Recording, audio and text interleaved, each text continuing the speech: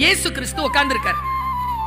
அது என்னன்னு தெரியல. இயேசு கிறிஸ்துவனுடைய படத்தை நீங்க பார்த்தீங்கன்னா அது ஒரு சாந்த சொரூபமா இருக்கும். அவர் நேர்ல எப்படி இருந்தாருன்னு யாருக்கும் தெரியாது.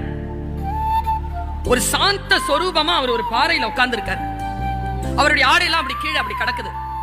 அது ஒரு சின்ன ஒரு சட்டத்துக்குள்ள பார்த்த அந்த படத்தை.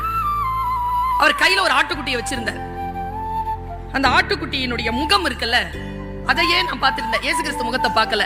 அந்த முகத்தை பார்த்த உடனே மனசுக்குள்ள ஒரு சின்ன ஜெலஸ் வந்தது. அது எவ்வளவு கொடுத்து வச்ச ஆட்டுக்குட்டி, இயேசுநாதர் மடியில உட்கார்ந்து இருக்கு. அவர் இப்படி பார்த்திருக்காரு. அந்த குட்டியை பார்க்கல, அவர் வெளியில இப்படி பார்த்துட்டு இருக்காரு. அவர் பார்வையில மேய்ச்சல் நிலத்துல நிறைய ஆடுகள் இருக்கு.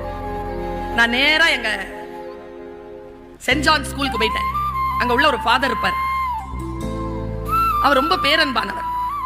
அவர்கிட்ட போய் கேட்டேன், ஃபாதர் வாங்க ப்ரொஃபசர். நான் கிண்டல் பண்ணார். வாங்க ப்ரொஃபசர். ஃபாதர், கிறிஸ்துவா மாறக்கூடாது, கிறிஸ்டியனா